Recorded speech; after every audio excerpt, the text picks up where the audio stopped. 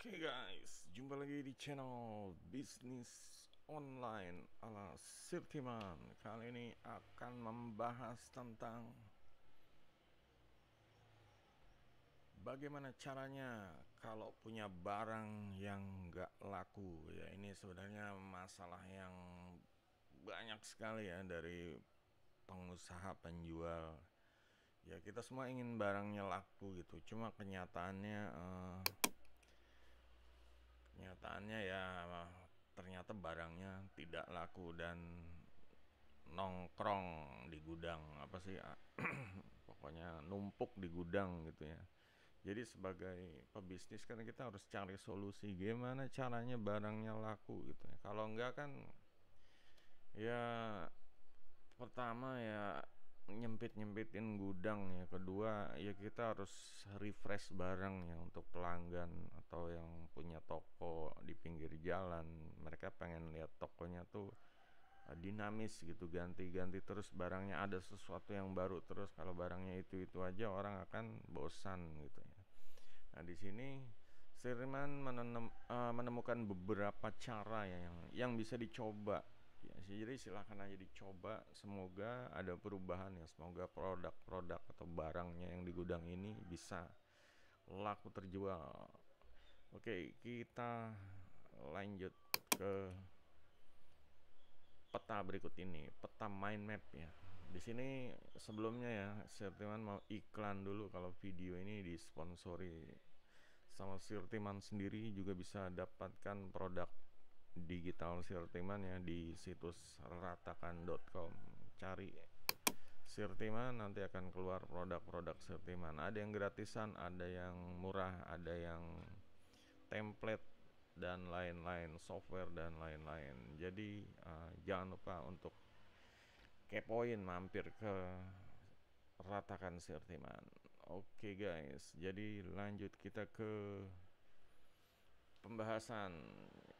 Yang harus dilakukan itu langsung aja. Pertama adalah evaluasi ya, evaluasi dan segmentasi produk. Oke, jadi evaluasi dan segmentasi produk.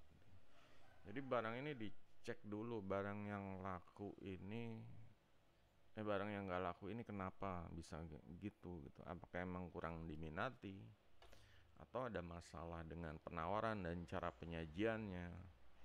Ya pokoknya dicek lagi, ini barangnya nih kenapa, kira-kira kemahalan, atau misalnya modelnya tuh udah jelek, atau modelnya udah ketinggalan, warnanya tuh udah kusam, atau seperti itu. Kalian cek lagi, kalian cek benar-benar, dicari ya, dicari kelemahannya ya, kelemahannya. Pokoknya cari tahu masalahnya nih apa nggak laku tuh. Segala sesuatu pasti ada penyebabnya masalahnya ya. Nah, di situ setelah itu lakukan segmentasi. Jadi segmentasi itu kayak dipisah ya, dipisah. Pisahkan barang yang masih ada harapan untuk dijual dengan yang memang sudah ketinggalan zaman.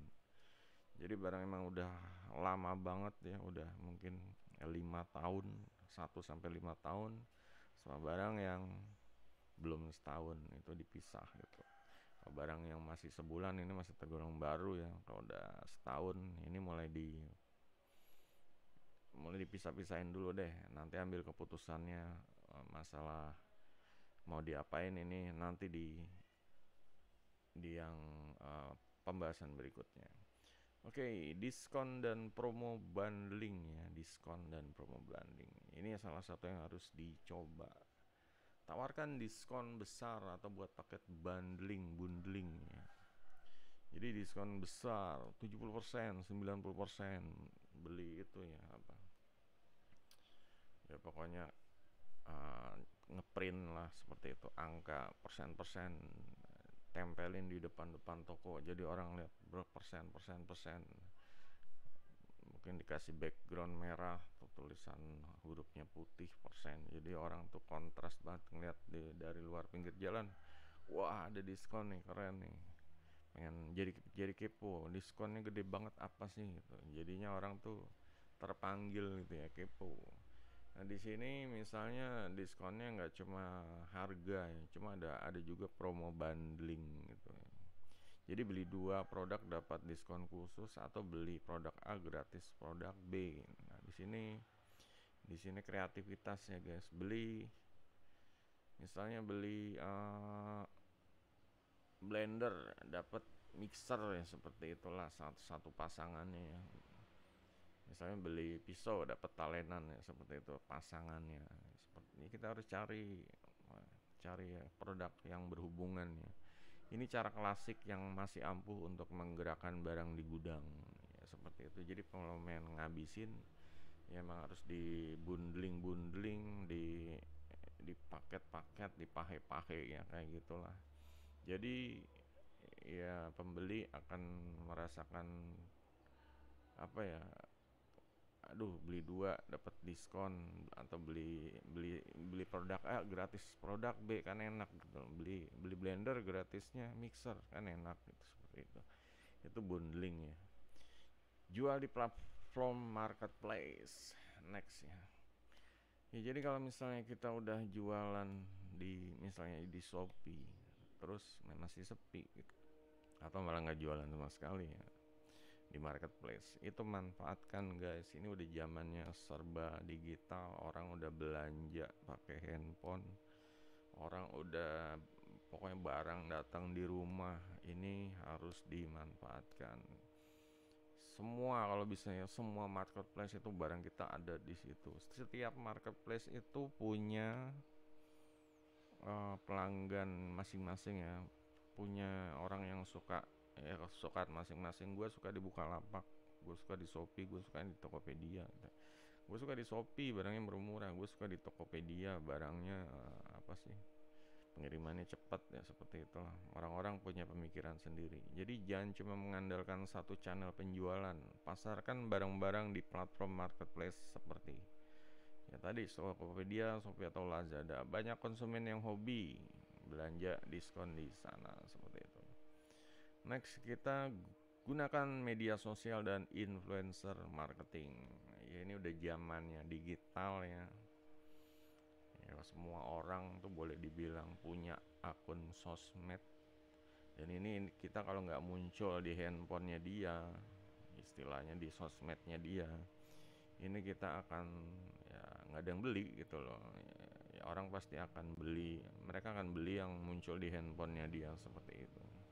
Meskipun kita punya toko ya, cuma bukan berarti ya, toko kan ibaratnya buat naruh barang gitu. Cuma namanya promosi atau marketing ya, ini tetap yang memanfaatkan ya, di mana mata memandang. Orang-orang yang zaman sekarang ini pada punya handphone, pada sosmedan, makanya gunakan ya. Nah di sosmed ini ada yang namanya influencer marketing. Jadi orang-orang yang punya followernya banyak gitu. Misalnya ya nggak harus orang artis ya, pokoknya dia di bidang, misalnya di bidang uh, produk elektronik, dia followernya banyak. Atau dia punya YouTube, pokoknya punya akun yang TikTok yang dia sering upload konten seperti itu. Nah ini dimanfaatin ya, diajak kerjasama ya. Ini namanya pebisnis harus ya, harus gesit ya, harus supel, harus apa sih, ulet gitu. Manfaatkan media sosial dengan cara yang kreatif, buat konten menarik yang menunjukkan manfaat barang tersebut, atau ajak influencer untuk mencoba mereview produk Anda. Kadang kata-kata dari orang yang punya followers banyak bisa jadi magnet untuk barang Anda gitu. Ya jadi pertama ya, kita harus buat konten menarik ya. Konten ini ya emang bisa ya, orang dari ngelihat bisa tertarik, gitu aja sih simpelnya. Orang dari ngelihat bisa tertarik, bisa beli, bisa kepo, bisa mereka punya imajinasi. Oh, barang, apalagi ngelihat barangnya, ngelihat yang jualnya, nah ini jadi mereka ambil keputusan untuk membeli gitu. Terus ajak influencer ya. Influencer ini orang yang punya kelebihan, istilahnya followernya banyak, atau pokoknya ya kalau barang kita dipromosin sama dia, ini peluangnya laku tuh besar gitu. Makanya manfaatin, ajak influencer, tawar influencer itu kerjanya diituin aja, diajak kerja sama aja, ini bantuin produk gua dong, nanti gua kasih kalau laku seperti ini. Ajakin bikin mereka review video, bikin mereka pokoknya ajak, cariin affiliate dan lain-lain. Jangan diem aja gitu ya, manfaatin apa yang sedang booming, trending besar sekarang seperti itu. Ya kata-kata dari orang follower itu banyak jadi magnet untuk laku gitu, barangnya tuh untuk laku. Jadi kadang orang tuh udah suka sama influencer ya, dia ngomong apa juga orang beli gitu loh. Jadi inilah satu kelebihan yang harus kita manfaatkan. Next, kolaborasi dengan bisnis lain. Cari partner bisnis yang komplementer dengan produk Anda, misalnya produk perawatan tubuh yang nggak laku. Coba tawarkan kolaborasi dengan salon atau spa. Mereka bisa menjual produk Anda sebagian dari layanan mereka. Inilah. Jadi kalau punya barang yang nggak laku, misalnya barang elektronik dapur ya, kita manfaatin kerjasama, cari sama bisnis lain apa, desainer home kitchen misalnya gitu, desainer sekalian tawarin ya, pokoknya misalnya kita punya produk seputar rumah tangga, tawarin developer rumah gitu, biar apa, biar sekalian jualan produk, entah itu mereka ngasih bonus, entah itu mereka ya mungkin punya ibaratnya toko juga tambahan sebagai bisnisnya untuk kebutuhan rumah seperti itu. Nah di sini juga manfaatin ya bisnis orang lain gitu, manfaatin, jangan cuma diem tapi ini barang gua apa, ini handphone, gimana caranya biar laku, manfaatin youtuber atau gimana, dia punya itu tadi influencer ya. Oke, contoh yang lain, kita misalnya jualan ini ya, sound card atau jualan ini deh, produk-produk seputar nge ngevlog ya. Cuma ya mungkin di sini kita bisa tawarin kayak di toko-toko foto ya, seperti toko-toko fotografi ya, toko fotografi ini bang, apa sih kerjasama, yuk gue naruh ini deh gitu, naruh tripod di sini gitu. Nanti mungkin mereka akan ya udah gitu, buat tambahan taruh aja, nanti dicek seperti itu ya. Ini masalah kerjasama ini ya, ya itu pokoknya gimana caranya barangnya laku lah. Masalah nanti kepercayaan itu ya kalian harus ya nyoba dulu, mau nggak mau, yang penting lancar, ini baru lanjut seperti itu. Biasa kan naruh barang, oke taruh aja taruh aja, giliran laku nggak disetor gitu, barangnya yang mana ya lupa. Itu banyak kan toko seperti itu, kebanyakan ngurusin bisnisnya dia, kadang barang orang itu ya kelupaan gitu, bukan sengaja di ini ya, kadang kelupaan seperti itu. Next, rebranding atau pengemasan ulang. Nah, di sini jika produk ini memang masih punya nilai jual, coba lakukan rebranding atau pengemasan ulang. Kadang tampilan baru atau positioning yang berbeda bisa membuat produk lama terlihat fresh dan menarik. Ya, di sini sebenarnya saya mau ngasih satu ide ya, kalau barang nggak laku nih, contoh di rebranding atau dikemas ulang nih. Misalnya ya kayak ini barangnya, kalau barang bekasnya kita senggolin ke yang lagi apa sih, seru-seruan gitu loh, kayak barang toko keramat gitu. Ini barang apa, ini toko keramat, senggolin aja, ini barang ini bekas ya, itu sejarahnya horor-horor kayak gitu deh ya. Pokoknya disenggolin dengan segala sesuatu yang menarik di tren sekarang seperti itu. Atau barang ini punya artis, barang ini pernah dipegang artis, barang ini pernah, artis ini pernah apa, punya barang kayak gini ya, kayak gitu. Pokoknya dijual. Selain itu juga kemasannya bisa diganti ya, mungkin bungkus yang tadinya plastik standar kita ganti plastik ya, pokoknya box yang bikin menarik atau ya pokoknya kreativitas aja, coba terus gimana caranya. Kalau cuma ganti plastik itu kan seharusnya bisa lah gitu, keluar modal sedikit tapi yang penting barangnya laku. Oke, next adalah donasi atau program CSR ya. Di sini semua kalau semua itu nanti donasi belakangan aja deh. Kita ke flash sale atau lelang online ya. Buat event flash sale atau lelang online, flash sale biasanya memancing minat karena harganya yang gila-gilaan. Ya, sementara lelang online bisa menjadi cara unik untuk menarik perhatian konsumen. Ini jelasin kalau flash sale ini kayak gimana. Flash sale ini contohnya ya, misalnya dari jam sekian ke jam sekian, misalnya tulis di depan toko gimana caranya deh. Ada flash sale ya, barangnya diskon 50% atau 70% seperti itu. Nah, ini kesempatan untuk kayak tadi. Kalau barangnya udah dipisahin ya, evaluasi segmentasi barang, masukin ke flash sale. Jadi kita emang harus dinamis ya, hari Senin flash sale, hari Jumat flash sale, tanggal muda flash sale, hari Minggu flash sale, seperti itu ya. Kayak di Tokopedia kan ada WIB atau ya pokoknya tanggal-tanggal kembar, tanggal sama bulan kembar, seperti itu. Ini lakuin flash sale ya, flash sale seminggu, flash sale sehari, flash sale sejam. Pokoknya dibikin orang tuh ngecek terus ya, ngecek tokonya terus, kali ada yang diskon, gue udah ngincer ini kali diskon murah, seperti itu. Dan untuk lelang online nih sistemnya lelang ya guys. Misalnya lelang ini kita mulai dari Rp1 gitu. Nanti kan ada orang nawar, misalnya berani 10.000, ada yang lebih berani lagi 15.000, ada yang berani lagi. Nah, ini kalau lelang kita tentuin tanggalnya. Model-model kayak dulu di Matahari, Deep Store atau Ramayana tuh sistem lelang kayak gitu ya. Ada yang berani naik lagi harganya, naik lagi terus. Akhirnya yang harga termahal yang dapat, seperti itu. Kalau udah nggak ada yang berani berarti dia yang menang terakhir. Langsung bayar, seperti itu. Oke, untuk yang terakhir, donasi atau program CSR ya. Jika semua cara sudah dicoba tapi stok masih menumpuk, pertimbangan untuk mendonasikan sebagian ke yayasan atau organisasi sosial. Selain mengurangi stok, ini juga meningkatkan cita perusahaan Anda. Ya, jadi kalau misalnya udah dilakuin semua dan masih nggak laku, ini harus lakuin semua dulu, tapi ya kita donasiin. Donasi ini ya eh,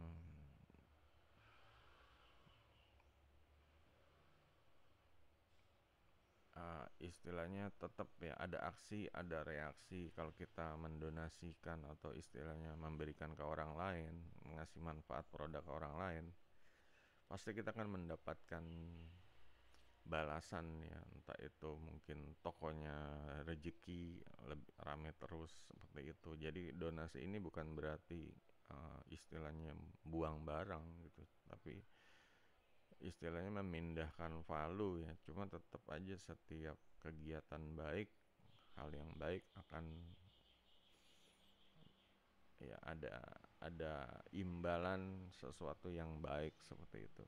Selain itu juga dalam dilihat dari sudut pandang marketing ya, kayak ini branding, lagi ke yayasan atau organisasi sosial, ini bisa jadi ya kayak mungkin kalau kita sering ya, kita nggak harus pamer, nggak harus direkord atau dokumentasi. Ini cerita dari mereka sendiri mungkin ya. Oh, si ini pengusaha ini, toko ini rajin nyumbang. Mungkin dia bikin konten di YouTube sendiri gitu.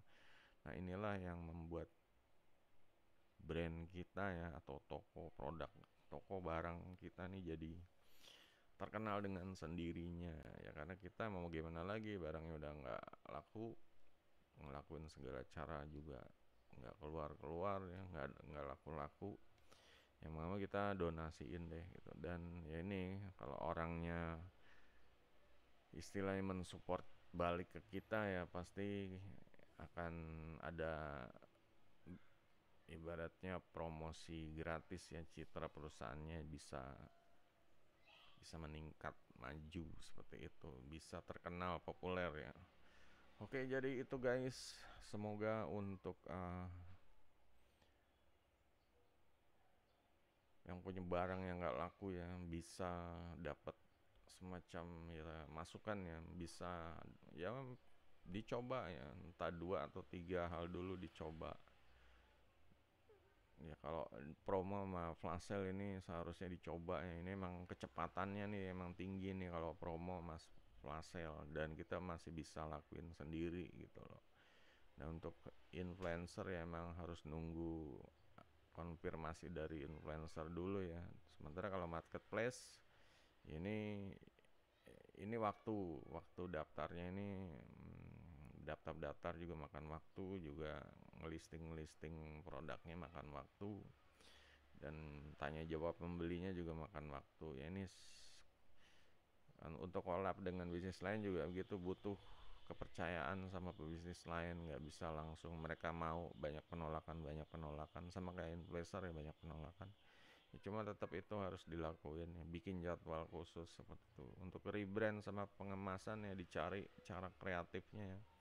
Kalian coba ke YouTube, kalian coba ke, ya pokoknya ada semacam kayak produk-produk apa yang di recycle, apa yang dibagusin ya, di PIM atau didandanin seperti itu. Gimana caranya biar produknya ini kelihatan kayak produk yang baru ya, yang tadinya produk lama mungkin ya, entah itu dicat ulang atau dicat yang warna ngejreng atau gimana ya, pokoknya cari kreativitas masing-masing deh.